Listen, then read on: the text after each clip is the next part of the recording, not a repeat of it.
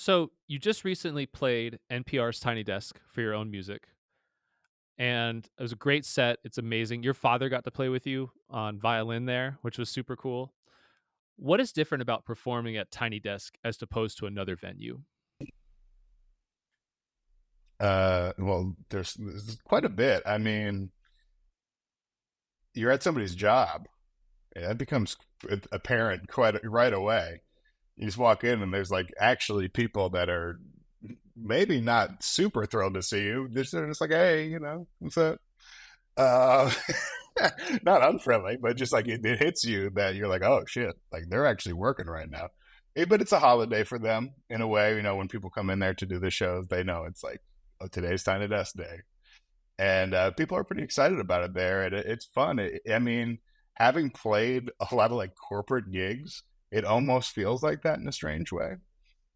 But I kind of knew going into it, I kind of had tunnel vision through my own personal one that like um, I've just been watching a lot of them and kind of had a vision for what it would translate like on camera. I was trying to not let too much of the outside stuff even in. To be honest, I was like, those are the cameras. Don't look weird. Uh, you know, stand in the right place. There's a lot you got to actually kind of keep in mind in a large band like we had like that, as far as making the framing even work. So there was like kind of a lot of just camera stuff that you would never think about in a live performance.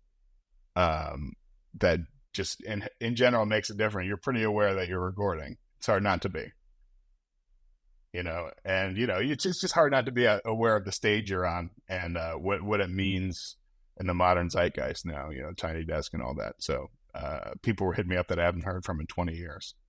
So it's a big moment, and you feel it when you're there, and it's a little bizarre, but it's fun. Any advice for musicians if they get to play the chance to play Tiny Desk? Um, you're gonna be a little nervous, probably.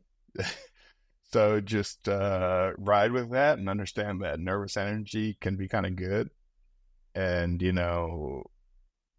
just preparation is really important with something like that. I think if you can have confidence, it's just gonna work. If you're prepared and you guys have been like touring that music, or you guys have been playing that in your garage or whatever, it's gonna work. Just have confidence in your stuff, and it's gonna be cool. I'm really proud of the way that show came out and the way my friends played on it. Just played with just like such perfect detail on it and better than I could have ever asked for. So some of the stuff is out of your control when you're in a group. So it becomes a little I don't know. You get a little nervous that something's going to go wrong and you hit a wrong note and it's going to be a lot louder than usual and all that. I guess I will say to people, learn how to play quiet in your own life, and that show will be a lot easier. Um, because I generally require people, if they're going to play, excuse me, play drums in a group that I'm doing, I don't like loud drummers. I want a very dynamic drummer, and I want somebody who their bottom line volume is lower than usual, so we have room to be loud. And people that are comfortable playing at a quieter volume record about a million times better. And as somebody that's recording a lot, that's what I'm looking for. So Diego Ramirez, who played drums on my thing, we had talked about it a lot, how quiet I wanted her to play, like even quieter than usual. And it was the perfect volume, because there's we're not doing any monitors for the vocals, so that's something to keep in mind when you're rehearsing with friends and with vocalists. Like, don't make them strain if it's not necessary for the music. And in the situation we were doing, it's very like chill stuff. It's not like it needs to be really loud. So it made us play a certain way that translates really well on recording. If you were to do it again, would you do anything differently? It's funny you say that because I actually just played at Tiny Desk 2 days ago, um, with my friend Kiefer doing his Tiny Desk. And it was very, it was interesting to be there as somebody who was more of like a special guest or just really a bass player. And it was a different, it's just a different energy when it's not your show for sure. And it was funny to go back there and be not as nervous. And I just got to enjoy it a little bit more this time, and got to observe more of what was going around me, and it was really nice. Honestly, it was unbelievable to be back there twice in a couple months. And yeah, it felt like the producers over there are like family now. We're making jokes that I'm going to be like one of the five timers on SNL and have a little robe. And yeah, we did one. Me and Kiefer had also done an at home one during pandemic and stuff. So technically, we've both done that three times now, which I'm very proud of, and feels like a real achievement in this world we're living in now.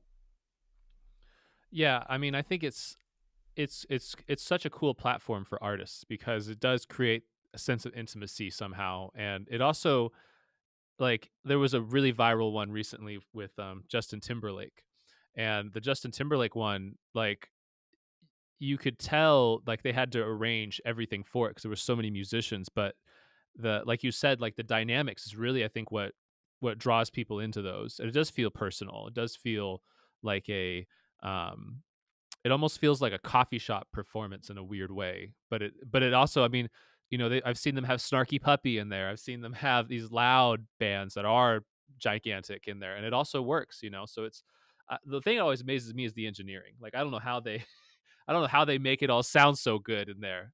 I mean, I don't know. Maybe there's some acoustic paneling under the desk or something we don't know about, but No, I mean, I don't want to give away too many secrets, but they're using a couple, more room mics than you'd probably think.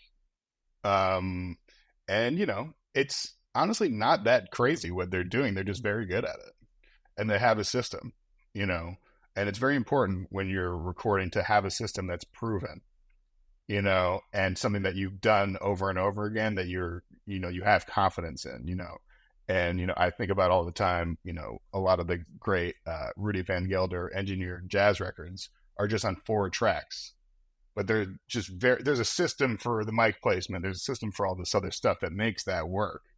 So they're lucky that they have way more than that. So for something like we were doing the other day, it's kind of in the jazz adjacent. So it's, I feel like that's not incredibly hard to record, especially when people are playing properly quiet. When people come in there and play punk music and other stuff like that I've seen recently, God bless the engineers for making that work. That's absolutely insane. And they're all great, humble guys that are doing an amazing job over there.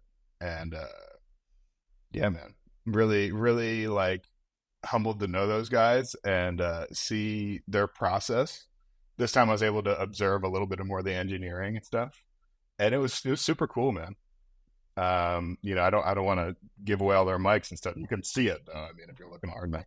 Um, so obviously I know you don't want to give away too many secrets, but like you said, there was a lot of room mics, more than you'd think. I mean, are we talking 4, 10, 20? How many would you say there is at? I would say more in the 10 range, and they're using like some old school stuff, some stereo mic stuff that just sounds really good, and uh, they did it two completely different ways. And one that was more vocal heavy, the first one I did, and the one that was more like a jazz record for Kiefer. So they put a lot of thought into it, and they're engineering it for the situation. It's not random. They put it, they have these things very thought out, and I love working with good engineers. It's just like always makes it a good hang, like we're talking about. When we show up and stuff's like ready, you're not doing a sound check for 3 hours. In a situation like that, it totally could be if they were like not really on it like that. But they have really high profile acts in there all the time, and they're very ready to do it. Justin Timberlake was there, like you said, and I also wanted to acknowledge because I watched that, and the guy who's a musical director for Justin for many years, Adam Blackstone, has always been like an inspiration on many levels. And to see him behind that desk for me doing that was just so surreal and so cool. And I know that he'll be in there like a couple more times this year. And he's who you really should talk to about dynamic playing and putting a show together. You know, those are the people I really like look up to a lot. And, you know, still use that. I'm still a fan first, like I said. And it's always cool to see Adam do anything. And he for those that don't know, you know, is a musical director for, you know, any touring act, you know, and is affiliated in some way with that, whether he's there or not. So definitely somebody to check out for any young bass player.